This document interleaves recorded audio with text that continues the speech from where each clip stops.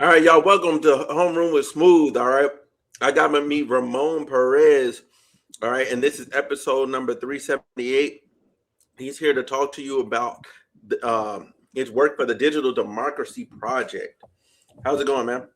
Man, I'm happy to be on. I appreciate you having me, Byron. Oh yeah, for sure, man. I'm glad to have you. Because man, like you seem like you're a busy guy. Like your schedule is just full. Well, I don't know if you noticed, but there's a lot of work to do for democracy right now. Yeah. Whole lot. Yeah, we got a lot of irons in the fire over here.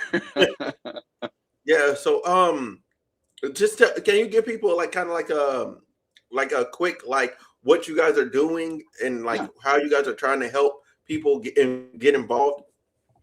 Yeah, for sure. So, Digital Democracy Project is a nonprofit organization.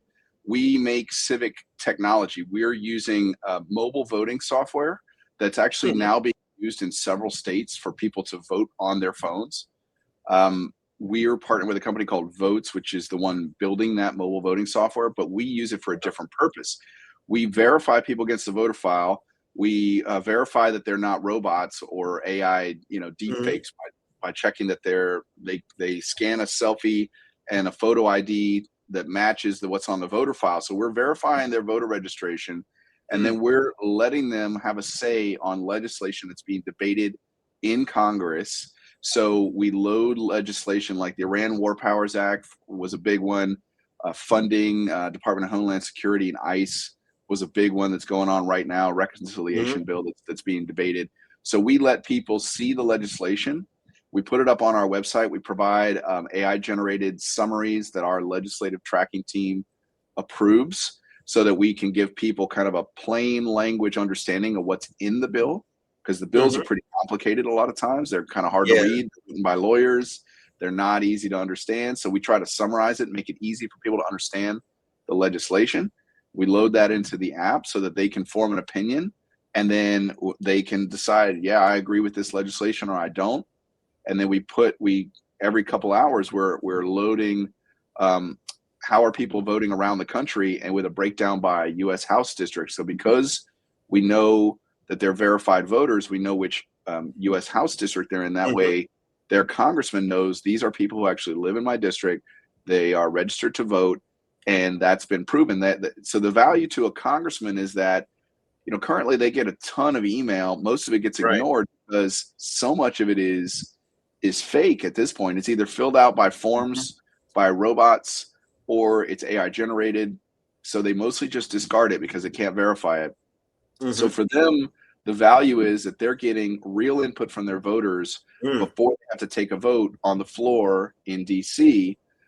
The value for the voters, though, is that they get to be a part of a transparent process where their inputs are put up on the screen so everybody can see. It's aggregated by district, so we don't know. It is a secret ballot, so we don't know if Byron voted yes and Ramon voted no. We don't know that, but we know that both of us are verified. So as the results are put up on the screen, we can say with confidence that the people of, you're in LA right now, like the people of that congressional district that you're in all agree with this Iran War Powers resolution, for example. And then that becomes visible to everybody and transparent.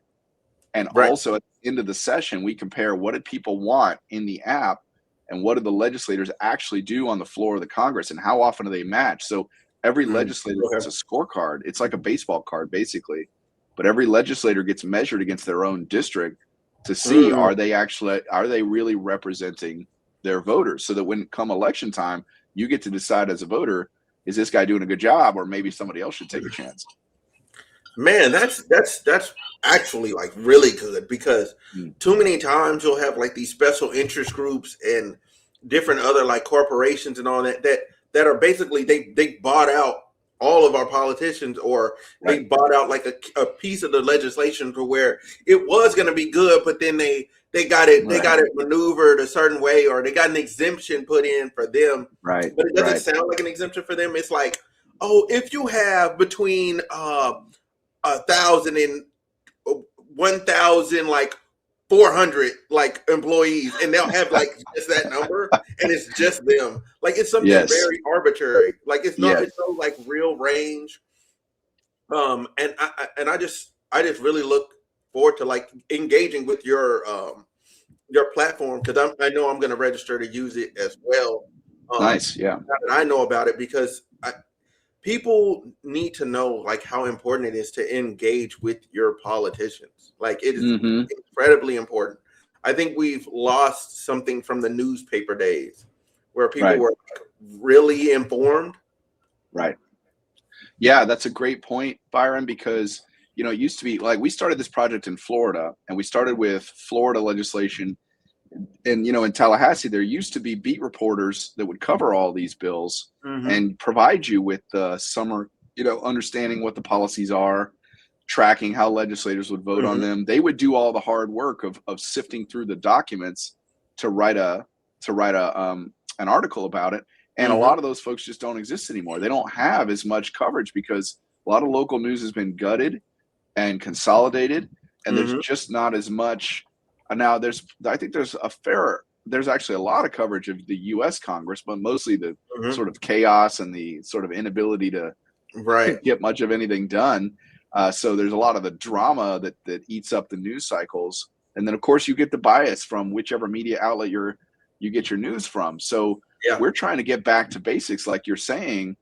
And we work with another organization called Open States, where they just scrape all of the data from the 50 state legislative websites. So that's how we know how all your legislators are voting. They scrape from congress.gov. That's how we know how your congressmen are voting, and what bills are being voted on. So that data is really critical. The mobile voting software is really critical to be able to verify that who somebody is, who they say they is. And it's got a whole blockchain backend and all this homomorphic encryption so that we know that, the votes can't be manipulated en route. It's been certified by several states for real elections, for predominantly for military voters overseas who want to vote on their phones, where it's really tough to get a piece of mail from where they are. So that was the original use case. But obviously you can imagine if you've got that much security, and if you've got that level of like the state certification process for real elections, then we could ask any number of questions. We don't need to wait every couple of years to have a say in our government. We can create effectively the Netflix of government and just bring government to the people, right? Government on demand. And that's what we're trying to do here. Man, I'm just like, I just like kind of like got a good vision of it. Like, could you like imagine like, oh my God, that's crazy. You look at the TV. No, I don't want to vote. Like I'm voting now against that. Yes. Like immediately on your phone, and then it's done. Like, that's the idea. Oh man, it's so crazy. I was telling my little brother about this like years ago. I was like, man, what if you could just vote from your phone? Like you could just go, you know what? I don't like this, you know what I'm saying? I want this to be da da da da da. And instead of having to go to these polling places and have to figure all this stuff out, like just eliminate all the hassle and just from your phone, boom, and you're done. Absolutely. That's exactly the idea. And if you think about our system, we have a couple of ways of having our opinions heard. You can go to a town hall, right? A lot of them aren't even holding town halls because they get so rowdy and they don't want to do it. Right. You could send them an email. Like I say, we know that's going into a spam filter. You could write them a letter. They might think, okay, that maybe is a real person writing me a letter, but they don't know if that person's actually in that district. So that's part of the challenge. And then your main mechanism is to vote, right? You vote. And so because that's the part that has real power, that's the part that politicians have actively been trying to dilute through a variety of voter suppression mechanisms over the many years, including gerrymandering. We're going through another rounds of gerrymandering. My home state of Florida, your home state of California, are gerrymandering all the districts to make certain that the voters that they don't want to hear from don't get heard. I mean, so we have an election system that theoretically gives everybody a say in the process, but the practical reality is most people are cut out of that process because of the way the system is designed.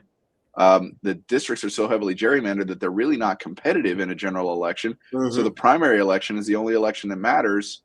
And that's where Democrats are choosing a Democrat, Republicans are choosing a Republican, and only 8 to 10, in Florida, it's a closed primary system. At least in California, you guys have an open top 2 jungle primary. So that's better than what we got. But like in Florida, the districts are basically decided in August during the primaries, by the time you rock up in November, it's already baked because it's a safe red or safe blue district. You really have no say at that point. So if you're not voting in that primary, you get no participation really at all of any consequence. So we're trying to deal with the inherent systemic deficiencies in our election system that are producing such awful results amongst our Congress. It's got a 9% approval rating. A lot of the state legislatures have the exact same problem. So it's no surprise that people are losing faith in government because government was designed not to listen to everybody. Man, that's true. Especially when you consider the fact that most people, like when you actually sit and talk to them, have like a pretty like rational, like left and right. Like, I'm willing to go this far this way, I'm willing to go that far that way. Like, most people are smack dab in the middle. Most people don't even say anything. They're not even heard from. You only see them maybe during presidential elections, and that number is like some astronomical number that, oh, we have a historical level of voting. But I'm like, it's really, we've had like very sad levels of voting in the past. Like, all these people weren't engaged. And because they don't feel heard. They don't feel like their participation matters. I mean, if we talk about a two-party system, but for most people, they actually live in a one-party system. 80% of Americans live in a state dominated by one political party. You're in California. The Democrats run the governor's mansion, the legislature, the courts. Florida's the exact same way with the Republicans having trifecta control. 80% of Americans live in a state where one party dominates all branches of government. 94% of Americans live in a U.S. House district that is a safe district, so it's not going to be within a 5 percentage point margin during a November election. So it's basically decided for you already.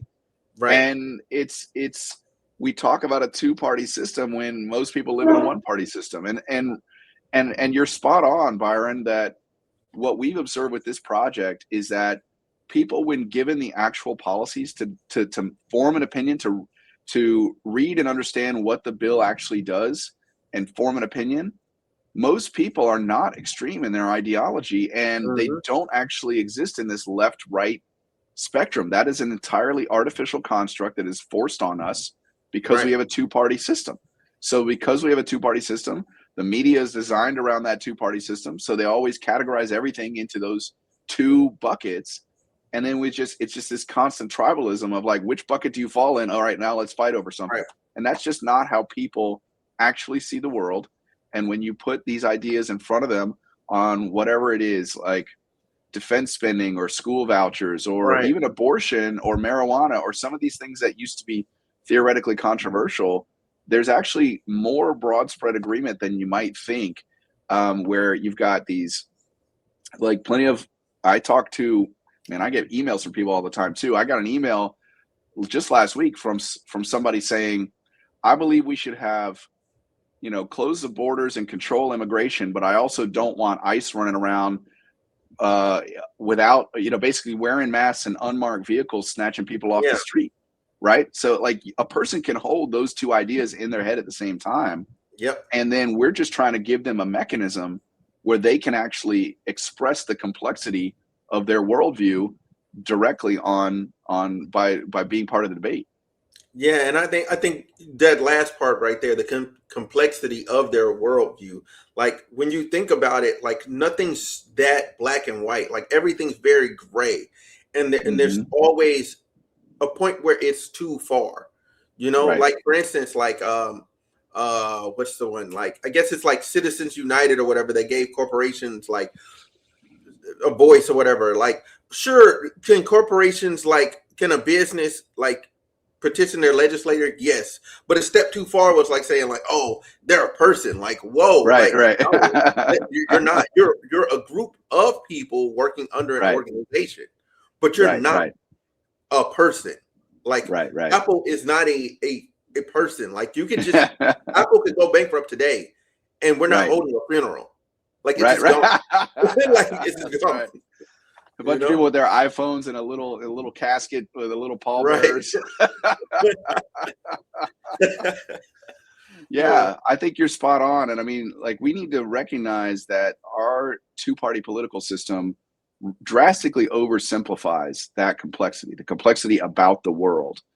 And the two parties don't agree on much, but they have always colluded to implement voter suppression techniques to solidify their own power. And that's why we find ourselves in the situation we're in. It's not just gerrymandering. It's also the ballot access rules that make it incredibly difficult for third parties or independents to run for office or raise money.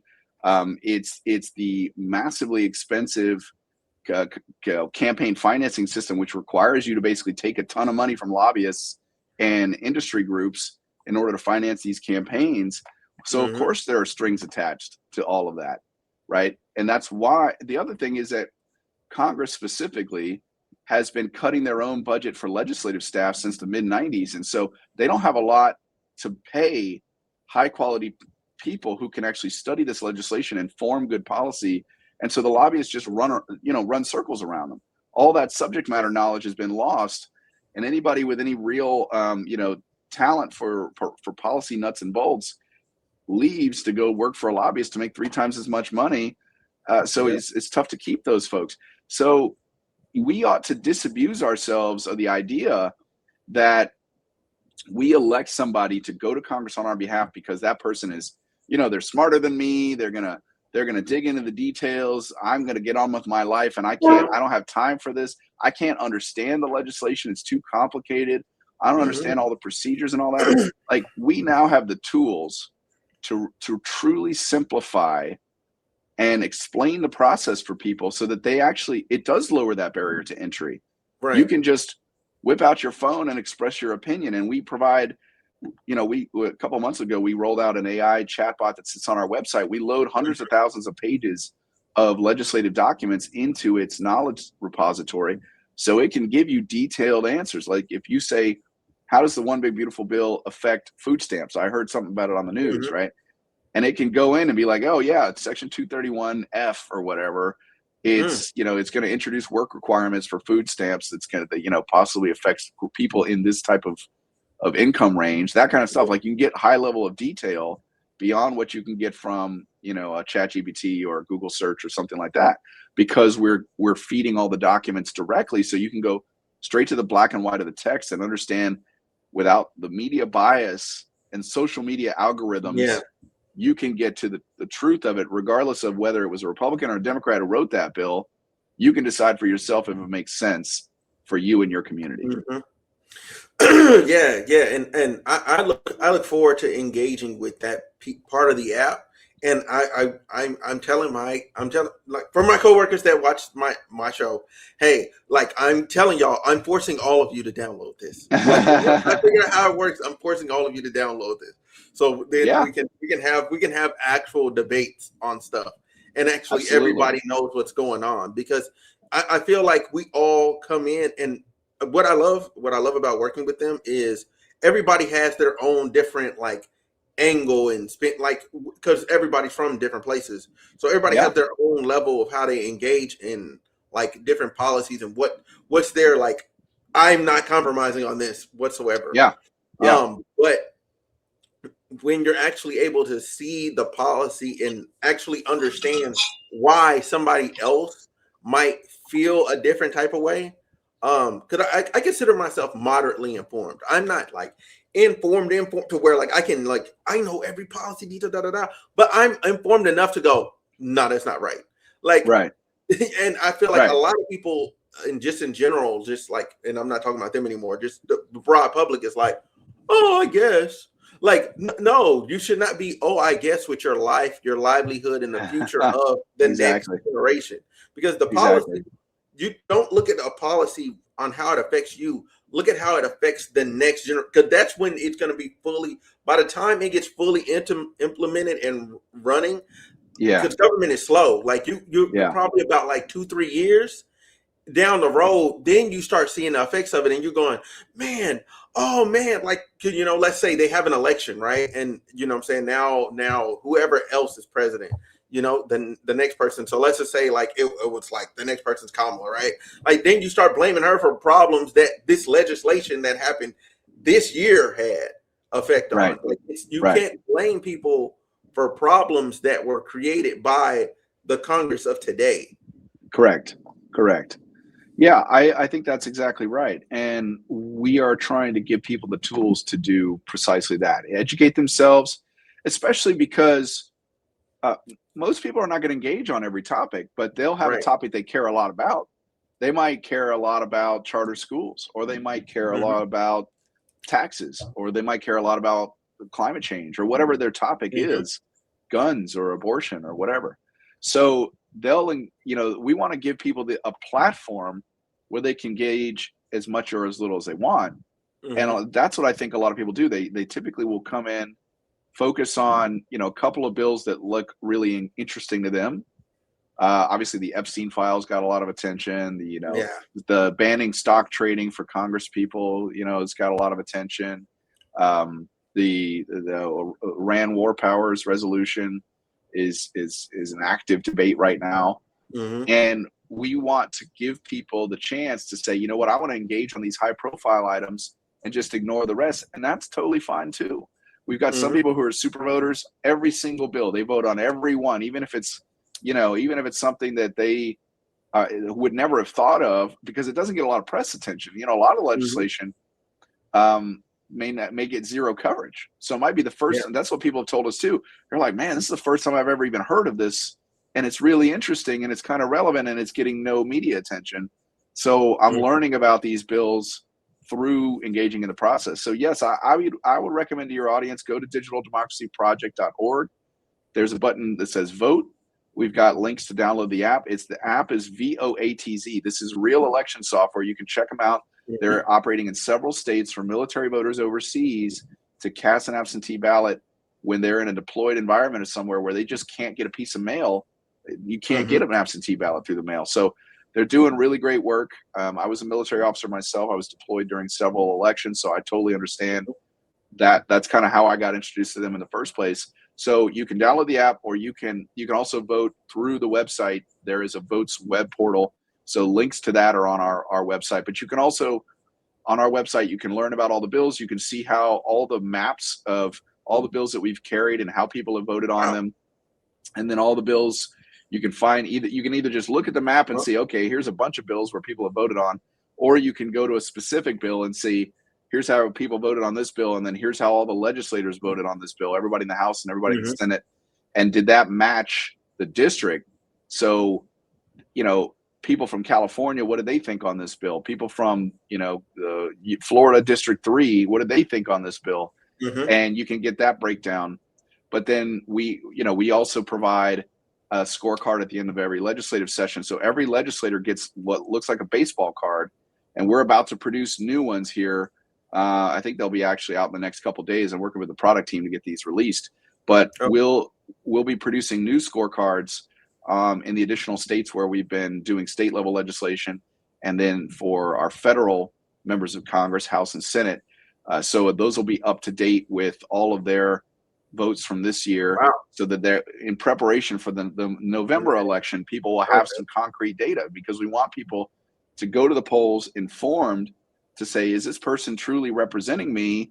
Yes or Mm-hmm. no? And actually, we've had about 24,000 people get enrolled and verified in the app, but a lot more people use the website to learn about legislation, and they may never enroll in the app because they don't want to go through the photo verification process, which I totally understand. Mm-hmm. It's a high barrier to entry for people to share that kind of personal data, which I totally Mm-hmm. get. But because for what we're doing, we need to maintain a high level of security. So that's why we do it that way. But even people who don't vote in the app can still benefit from the resources on the site to learn about the bills, to Mm-hmm. get informed, and to track your legislators' votes on the bills, and to use the scorecards provided by your friends and neighbors who to help you make a decision on whether to reelect somebody, or give a challenger a chance Right. to do better, right? Yeah, man. So for everybody listening, I will be linking their website in the description below. If you are a podcast listener, I will put it in the description of the podcast episode as well. I will make sure you have that. It's a pleasure to have you, Ramon. Like this app is way more than I thought it was, which is great. Yeah. Um, Like, cause I feel like for me, like it's a dream come true. Cause I was telling you, like, me and my brother, we would talk about that all the time. But yeah, we need to make government as easy for people to interact with as ordering a pizza or going on Netflix. I mean, why shouldn't that be the case? If you look at this country is so technologically sophisticated in so many areas of the economy, but when it comes to our government, it really is falling behind a lot of other democratic nations of the world. And a lot of the consequences are now manifest in our broken politics. There's no ability for debate and dialogue and compromise because we have allowed our system to lag behind and not be as accountable and transparent to the voters as what we can see in other countries. In Estonia, they've been voting online for 14 years at this point. Wow. Yeah, I mean, they run a blockchain-based election system that's been highly secure, and they get attacked, by cyber attacks by the Russians all the time, and they've been doing it successfully. So we know it can be done, and we just need to acknowledge the fact that the American system of democracy needs a refresh to catch up to the expectations of voters in the 21st century. All right, man. Well, it was a pleasure having you. You know what I'm saying? Y'all make sure, again, y'all click that link in the description, you know what I'm saying, to tap in with him. Make sure you support the Digital Democracy Project. This has been episode number 378 of Homeroom with Smooth. Catch y'all later.